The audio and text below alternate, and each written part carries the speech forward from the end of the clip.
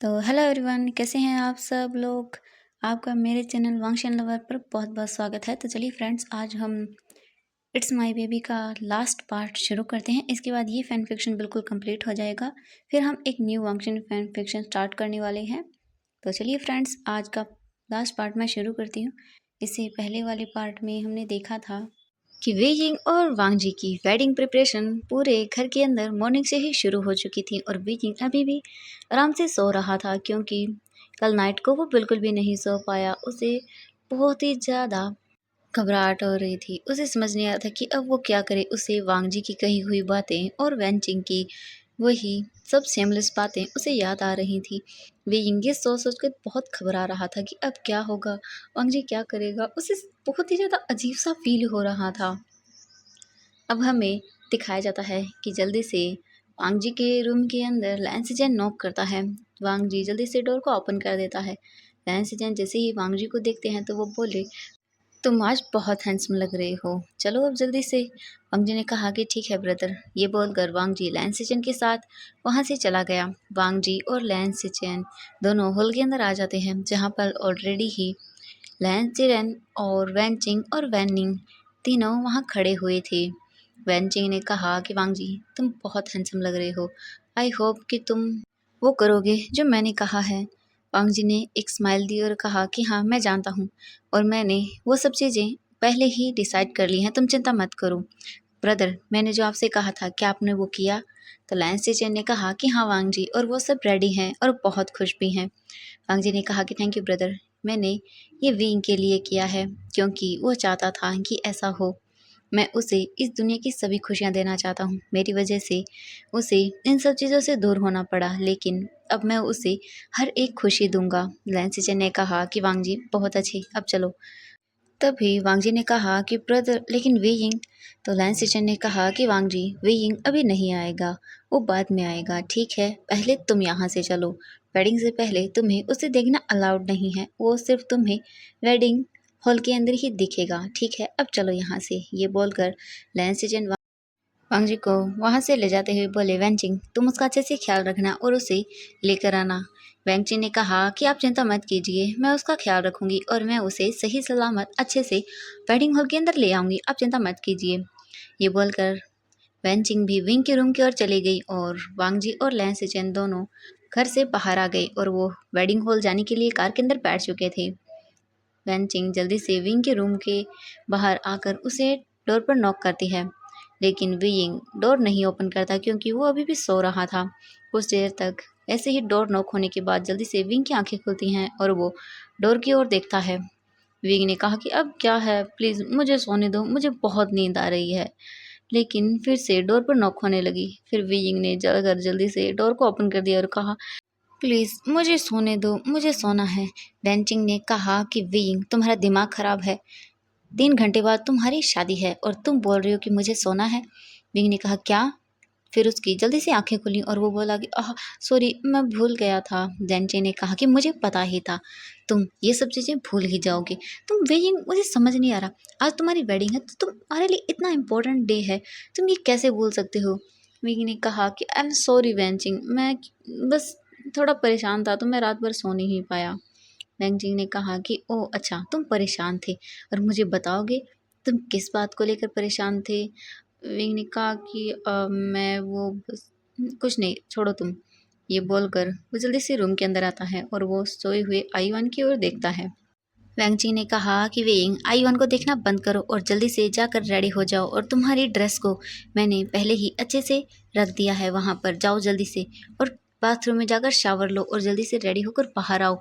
तुम्हारा होने वाला हस्बैंड बहुत डेस्परेट है तुम्हें देखने के लिए। विंग ने कहा कि ठीक है, मैं आईवान को पहले। तो वैंचिंग ने कहा कि नहीं, तुम आईवान को रहने दो, उसे मैं अच्छे से रेडी कर दूंगी जब तक तुम आओगे, ठीक है। मैं उसे अपने साथ लेकर जा रही हूँ और जब तक मैं आऊँ तुम अच्छे से रेडी हो जाना, वरना तुम देख लेना। विंग ने कहा कि हाँ ठीक है वेंचिंग, ठीक है, मैं जा रहा हूँ। ये बोलकर विंग वॉशरूम के अंदर चला गया। इसके बाद वेंचिंग आईवान को भी अपने साथ ले गई अपने रूम के अंदर और उसे अच्छे से रेडी कर कर वो वापस से उसे विंग के रूम के अंदर ले आई। जब वेंचिंग ने विंग के रूम का डोर ओपन किया तो उसने देखा कि विंग वहीं बेड पर बैठा हुआ है और वो काफ़ी नर्वस लग रहा है। तेंजिंग ने जैसे ही वेइंग के फेस की ओर देखा तो वो स्माइल करते हुए बोली कि वेइंग, आज तुम बहुत ही ज़्यादा क्यूट और प्रिटी लग रहे हो।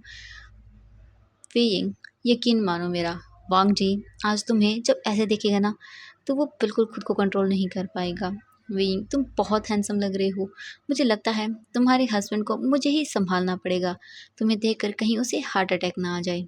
वेइंग ने कहा कि वेंजिंग, क्या बोल रही हो तुम? वेंजिंग ने कहा कि हाँ, मैं सही बोल रही हूँ। आज तुम लग ही इतने प्रिटी रहे हो। वेइंग ने कहा, क्या सच में? तो वेंजिंग ने कहा कि हाँ, तुम बहुत प्रिटी लग रहे हो, अब चलो जल्दी से। वे यिंग ने जल्दी से आयुन को अपनी गोद में लिया और वो उसे लेकर अपने रूम से बाहर निकला। वे यिंग जल्दी से हॉल के अंदर आ जाता है। वहाँ पर वो देखता है कि वैनिंग वहीं पर खड़ा हुआ है। विंग ने कहा कि वैनिंग, तुम कैसे हो? वैनिंग ने कहा कि हाँ, मैं बिल्कुल ठीक हूँ। वीक, चलिए अब हम आपके वेडिंग हॉल के अंदर चलते हैं। विंग ने कहा कि ठीक है। इसके बाद वेंचिंग, आयुन और वैनिंग ये तीनों ही वेडिंग हॉल के लिए अब यहाँ से चले जाते हैं। अब हमें 2 घंटे बाद का सीन दिखाया जाता है। वे यिंग के हाथ में एक फ्लावर था और वो वेडिंग हॉल की अंदर एंटर करता है। वांग जी वे यिंग को जब देखता है तो वो देखता ही रह जाता है। वे यिंग इस वेडिंग ड्रेस में बहुत प्रिटी लग रहा था। वांग जी की हार्ट बीट बहुत फास्ट हो गई थी। वे यिंग को देखकर वांग जी बहुत ज़्यादा डेस्परेट हो रहा था। अभी वे यिंग को अपने क्लोज करके उसे किस करने के लिए वांग जी से बिल्कुल वेट नहीं हो रहा था और वो बिना अपनी पलकें झपकाए बस वेइंग की ओर ही देख रहा था। वेइंग जब वांग जी की ओर देखता है तो वो ब्लश कर जाता है क्योंकि वांग जी की आंखें अब उसे पूरी तरह से खा जाना चाहती थी। वांग जी की आंखों में वेइंग को अपने लिए पैशन और वो लस्ट एकदम साफ नज़र आ रही थी। जिसे देखने के बाद वेइंग बहुत ही ज़्यादा ब्लश करने लगता है। उसका पूरा फेस धीरे-धीरे करके रेड हो रहा था। उसे वांग जी की ओर देखने में भी अब बहुत ही ज़्यादा शाय फील हो रहा था, इसलिए वो अपने फेस को नीचे कर लेता है।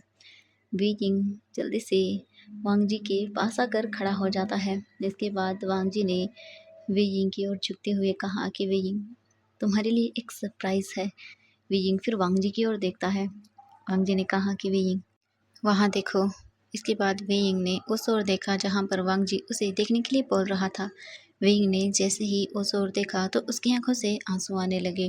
वेइंग अपने शिजी, जियांग चैंग और अंकल फेंग मियान को वहाँ देखकर बहुत ज़्यादा ही इमोशनल फील कर रहा था। उसकी आंखों से आंसू गिर रहे थे और वहाँ दूसरी ओर यान ली और जियांग चैंग की भी आंखों से आंसू गिर रहे थे। अंकल फेंग मियान भी बहुत इमोशनल थे। यान ली भागकर वेइंग के पास आती हैं और वो उसे जल्दी से हग कर लेती हैं। यानली की आंखों से आंसू गिर रहे थे। उसने कहा, वेइंग, क्या तुम ठीक हो? वेइंग, वेइंग प्लीज़ मुझे माफ़ कर दो। मैं तुम्हें प्रोटेक्ट नहीं कर पाई। I am sorry Weiying. Weiying please मुझे माफ़ कर दो। वेइंग ने अपनी शिजी को टाइटली हग करते हुए कहा कि नहीं शिजी, इसमें आपकी कोई गलती नहीं थी।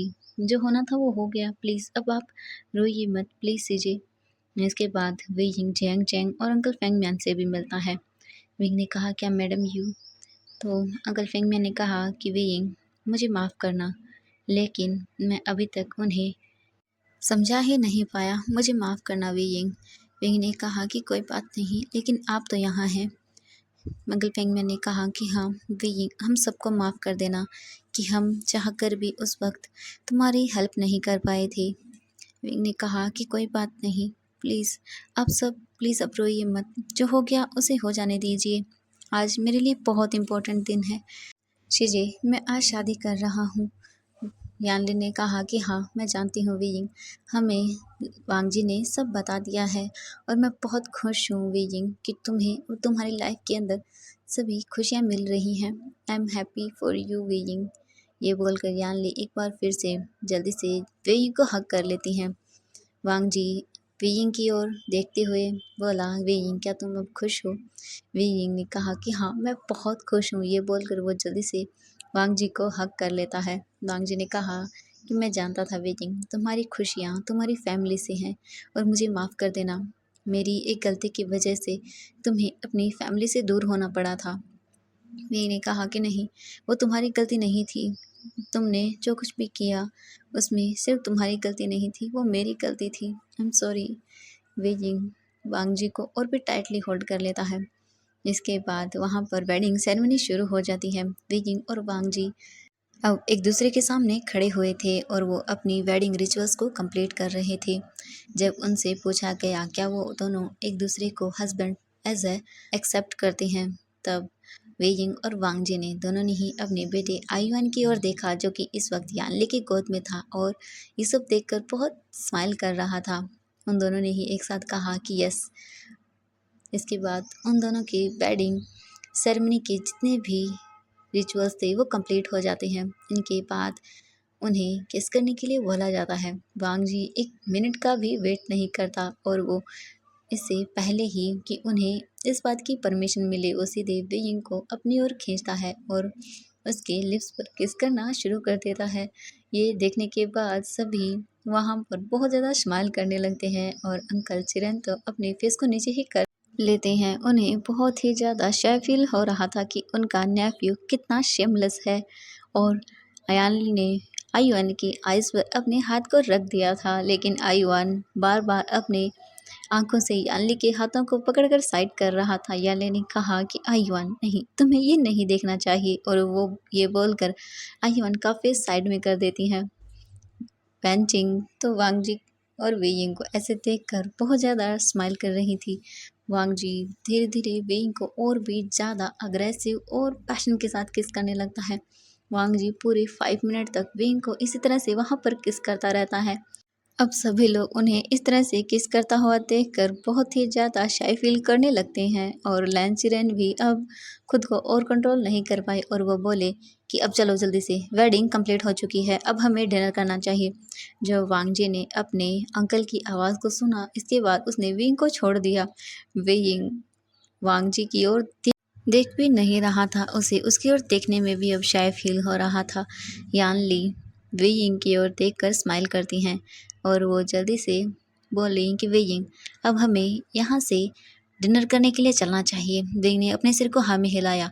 वेंटिंग जल्दी से विंग के पास गई और उसका हाथ पकड़ते हुए बोली, यान ली वैसे मुझे लगता है कि वेइंग को डिनर करने की ज़रूरत नहीं है। अभी अभी उसने टेस्टी सा डिनर किया है तो उसे इस डिनर की क्या ज़रूरत है। ये बोलकर वेंचिंग बहुत ही ज़्यादा हंसने लगती है।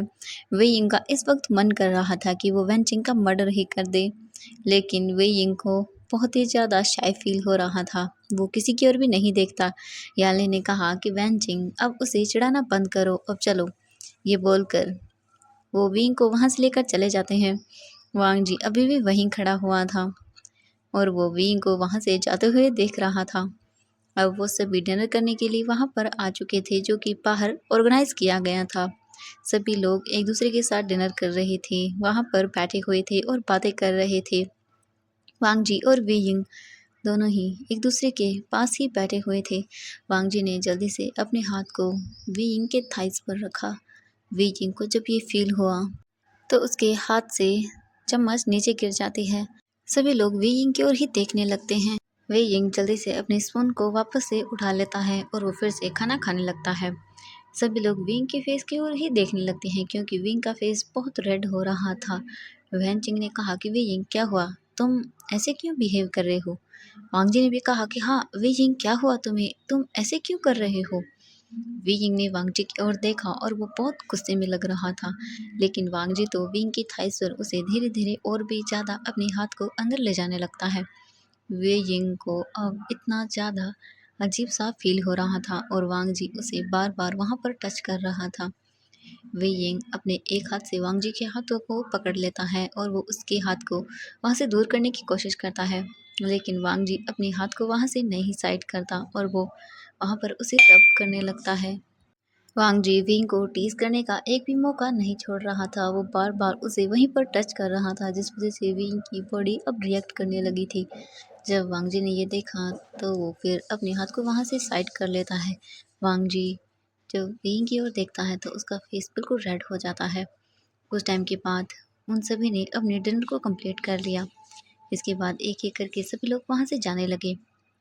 विंग अपनी से जैंग चैंग और अंकल फेंग म्यान को सभी को हक करता है। इसके बाद अंकल फेंग मियाँ ने कहा कि वेइंग मैं तुम्हें हमारे घर डिनर पर इनवाइट कर रहा हूँ, तुम्हारी पूरी फैमिली हमारे घर 2 दिन के बाद डिनर पर आना, मैं तुम्हें लेने के लिए आ जाऊँगा। विंग ने कहा, लेकिन मैडम यू। तो अंकल फेंगमैन ने कहा कि विंग कोई बात नहीं, जब उन्हें ये सब पता चलेगा तो वो भी अब तुम पर गुस्सा नहीं करेंगी। विंग उन बातों को बहुत टाइम हो चुका है, अगर तुम उनसे बात करोगे तो हो सकता है वो समझ जाएंगी और मुझे नहीं लगता कि विंग अब वो आईवान को देखने के बाद ऐसा कुछ दोबारा बोलेंगी। विंग ने कहा कि ठीक है। इसके बाद वो सब भी वहाँ से चले जाते हैं। अब वहाँ पर ओनली लैंड फैमिली ही बच गई थी। कुछ टाइम के बाद वो भी वापस से अपने घर आ जाते हैं। वेजिंग को अब बहुत ज़्यादा डर लग रहा था। वैनचिंग और वैनिंग भी उन्हीं के साथ वापस घर लौट आए थे। वैनचिंग ने कहा कि नहीं, वो अपने घर जाएंगे, लेकिन उन्हें लैंसिचेन ने और लैंसिरेन ने जाने नहीं दिया। वैनचिंग वेजिंग की ओर ही देख रही थी, जो कि अब बहुत ही ज़्यादा डर रहा था। वैनचिंग जब विंग को ऐसे देखती है तो उसे बहुत ही ज़्यादा मज़ा आ रहा था। विंग को ऐसे देखकर वैनचिंग का मन कर रहा था कि वो अभी विंग को टीज करे। आईवन अभी विंग के गोद में था और वो विंग के फेस की ओर ही देख रहा था और वो बार बार विंग के फेस पर अपने हाथ को ले जा रहा था और उसे वहाँ पर टच कर रहा था। विंग ये देखकर स्माइल करता है। कुछ टाइम के बाद वो सभी लैंड मैंशन वापस आ जाते हैं। लैंड मैंशन को बहुत ही ब्यूटीफुल तरीके से डेकोरेट किया था। विंग ये देखकर तो सरप्राइज हो गया था। विंग आज पहली बार लैंड मैंशन को इतने डेकोरेट हुए देखता है। उसके फेस पर एक बहुत बड़ी वाली स्माइल आ जाती है जब वो इतना ब्यूटीफुली सभी चीज़ों को डेकोरेट देखता है। तो इसके बाद लैंसिचेन और लैंचिरेन दोनों ही वीयिंग का घर के अंदर वेलकम करते हैं, क्योंकि वीयिंग अब उनके घर का ऑफिशियली मेंबर बन चुका था और वो आईवन का भी वहाँ पर वेलकम करते हैं। वो सभी हॉल के अंदर आ जाते हैं। वीयिंग को समझ नहीं आ रहा था कि वो अब क्या करे, उससे बहुत डर लग रहा था। हॉल के अंदर आने के बाद से ही किसी ने भी कुछ भी नहीं कहा। वांग जी तो बस वीयिंग को ही देख रहा था और वीयिंग की हिम्मत नहीं थी कि वो वांग जी की ओर देखे। और हमारी वैनचिंग तो विंग को ऐसे देखकर बहुत स्माइल कर रही थी और हमारा वैनिंग तो कुछ भी समझ नहीं रहा था। इसके बाद लैंचरन ने कहा कि मैं थक गया हूँ, मुझे अब अपने रूम के अंदर जाना है। ये बोलकर लैंचरन तो वहाँ से चला गया था। इसके बाद लैंसिचन ने भी कहा कि अब मुझे भी नींद आ रही है, मैं भी बहुत थक गया हूँ ये सब काम करके, और वो भी वहाँ से चले जाते हैं। वैनिंग भी वहाँ से चला गया था क्योंकि वो भी वर्क करके बहुत थक गया था। अब वहाँ पर ओनली वेइंग, वैनचिंग और वांगजी ही बच गया था। वेइंग को एक आइडिया आता है। विंग ने कहा कि आईवन चलो अब हम सो जाते हैं। वेइंग को पता था कि आईवन जल्दी से नहीं सोएगा, तब तक वो वांगजी से बच सकता है। ये बोलकर वो आईवन को लेकर वहाँ से जाने लगा। वेइंग ऐसे ज़्यादा देख वैनचिंग ने कहा कि वेइंग क्या हुआ, तुम एक काम करो, तुम आईवन को आज मुझे दे दो, मैं इसे संभाल लूँगी। आज तो तुम्हारी और वांगजी की वेडिंग नाइट है, तो तुम्हें अब आईवन को संभालना नहीं चाहिए। अभी तुम दोनों का एक दूसरे के साथ टाइम स्पेंड करना ज़रूरी है। वेइंग वैनचिंग की ओर बहुत गुस्से में देखता है और वैनचिंग वेइंग की ओर एक डबल से स्माइल देती है। आईवन उन दोनों की ओर ही देख रहा था। इसके बाद वैनचिंग ने कहा कि आईवन क्या तुम मेरे साथ चलोगे।